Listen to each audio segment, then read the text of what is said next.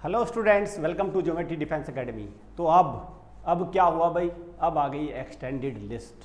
अब पेरेंट्स बच्चे कहेंगे सर ये कितनी लिस्ट आएंगी। भाई ये बात तो हमें भी अब तो हमें भी संशय होने लगा कि कितनी लिस्ट आएगी। पहले राउंड आए, राउंड 1 2 3 4, फिर एक वेटिंग लिस्ट आई, फिर अब वेटिंग लिस्ट नहीं, अब एक्सटेंडेड लिस्ट आई। तो आखिर वेटिंग लिस्ट की जगह एक्सटेंडेड लिस्ट क्या, और एक्सटेंडेड लिस्ट के बाद भी क्या कोई और लिस्ट आएंगी, ये तो अभी सैनिक स्कूल सोसाइटी को पता है कि लिस्ट अभी उन्हें कौन सी बनानी है। लेकिन इन सारी चीज़ों से कहीं ना कहीं पेरेंट्स में एक कियोस बना हुआ है, एक पेरेंट्स कंफ्यूज हो जाता है कि अब मेरा कौन सी लिस्ट में नंबर है, क्योंकि जो ये एक्सटेंडेड लिस्ट आई है इसके परे बनेगी वेटिंग लिस्ट। अब समझो कि ये पूरा मैटर है क्या, पूरा लोचा क्या है, कि क्या ये दिक्कत है, कैसे इसको आप समझेंगे, मैं इसमें सारा चीज़ बताऊंगा आपको। तो वेटिंग लिस्ट की जगह ये एक्सटेंडेड लिस्ट। अब ये है क्या नया लोचा, बिल्कुल नया पंगा तो है ये, क्योंकि पेरेंट्स को तो भाई अब एक्सटेंडेड लिस्ट में भी देखो एक बड़ी, जब ये शुरुआत से इन्होंने क्या, जब सबसे पहले तो देखो शुरुआत में क्या करते थे, खुश कर देते हैं 1 लाख प्लस बच्चों को क्वालिफाई करके, एक तो वहाँ खुश करते हैं, और अभी भी ये बच्चों को खुश करने में लगे हुए हैं इस तरह की लिस्ट डाल के। चलो देखते हैं क्या इन्होंने नोटिफिकेशन दिया है। पूरी डिटेल बताऊं, चैनल को सब्सक्राइब कर लो, बेल आइकन पे क्लिक कर लो, क्योंकि आप देख रहे हैं थ्रू आउट द ईयर दो बातें हो रही है। एक तो जो पिछले साल का रिक्रूटमेंट चला उसके बारे में आपको सारी अपडेशन यहाँ से मिलती है। दूसरा, जो बच्चों की जिन बच्चों की डेट ऑफ बर्थ 1 अप्रैल 2012 या उसके बाद किया, उनके पास दिसंबर और जनवरी में फिर से मौका है, और दिसंबर और जनवरी को बच्चों 6 महीने बचे हुए हैं। तो कहीं ऐसा ना हो जाए कि ये मौका तो आपको हाथ से निकल ही चुका है, या जो होगा इसमें तो होके ही रहेगा, आपने एग्जाम दे दिया, नंबर आ चुका, वो तो होना ही है, कहीं वो मौका भी हाथ से ना चला जाए। दोबारा बता दूं, चैनल को सब्सक्राइब कर लो। 1 अप्रैल 2012 जिन बच्चों की डेट ऑफ बर्थ इसके बाद की है या ये है, उनके पास चांस है दिसंबर में और जनवरी में होने वाले एंट्रेंस, और उसको 6 महीने बाकी हैं। इस बात को हम बार बार आपको बताते हैं। चलिए देखते हैं भाई क्या इन्होंने नोटिफिकेशन दिया है। देखो ये सैनिक स्कूल की लिस्ट है।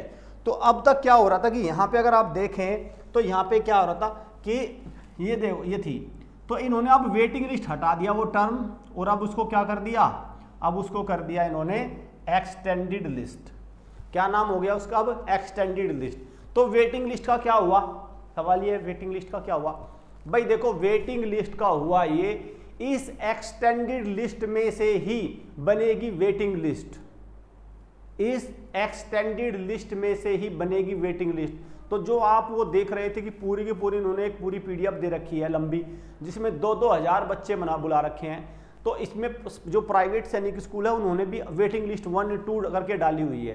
कुछ स्कूल्स हैं जो हमारे व्यूअर्स हैं, उन्होंने हमें बताया कि जैसे रॉयल इंटरनेशनल पब्लिक स्कूल है, ये सैनिक स्कूल है, न्यू सैनिक स्कूल, इसने 2 वेटिंग लिस्ट डाल दी अपने इस पर, तो 50 की करके एक 50 के लगभग की एक। अब उनमें से पहले बच्चे आएंगे तो फिर इस हिसाब से ये डाल रहे हैं।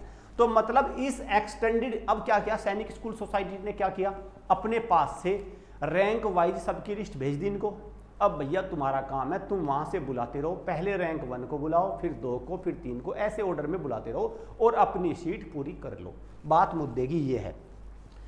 प्रत्येक श्रेणी के लिए कट ऑफ अलग है, साथ ही अन्य राज्य श्रेणी की सीट के मामले प्रत्येक राज्य के लिए कट ऑफ भी अलग अलग है। मौजूदा नीतियों का पालन सुनिश्चित करने के लिए पर्याप्त सावधानी बरती गई है। आप ये मत समझो कि किसी को अपने पास से बुला लिया, नहीं, अपने पास से किसी को नहीं बुलाया, अपनी मर्जी से किसी को नहीं, सब ऑर्डर वाइज चला हुआ है, सब ऑर्डर वाइज चला हुआ, मेरिट लिस्ट के हिसाब से चला हुआ है।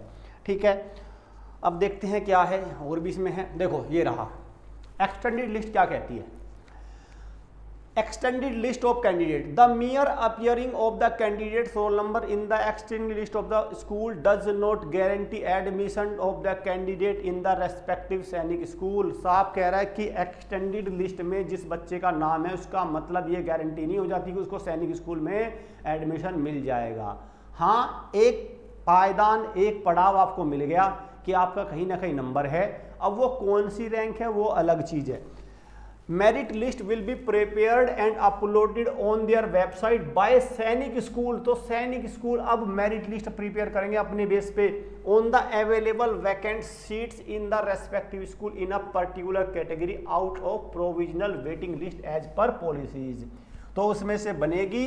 तो ध्यान रखना भाई, candidates of their parent guardian should contact the respective Sainik school. मतलब इन्होंने तो पल्ला झाड़ लिया कि अब हमें दुखी मत करो, हमने अपना काम कर दिया, अब आप क्या करो, उस संबंधित सैनिक स्कूल में कंटेक्ट हो। जैसे मैं एक एग्जांपल लेता हूं, अभी क्या आप सैनिक स्कूल अमेठी की बात करें, अमेठी उत्तर प्रदेश में है, सैनिक स्कूल अमेठी जो है, आप उसमें जाएंगे तो उसमें आपको अमेठी वाले में आपको मिल जाएगा क्या, अमेठी वाले में मिल जाएगा आपको, वहां पे लिखा हुआ है कि 10 जून को वेटिंग लिस्ट आएगी।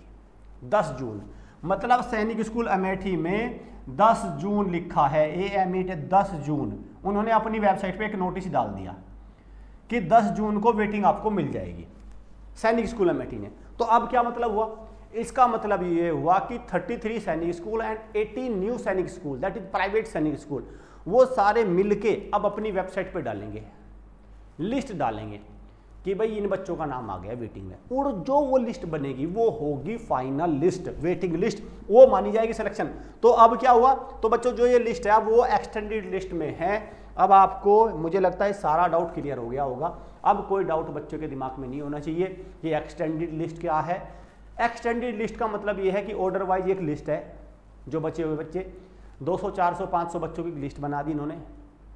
वेटिंग लिस्ट क्या है, वेटिंग लिस्ट उस एक्सटेंडेड लिस्ट में से क्रिएट होगी। जैसे वेटिंग लिस्ट 1, वेटिंग लिस्ट 1 में क्या किया उन्होंने, 10 बच्चों की लिस्ट बना दी, ठीक है।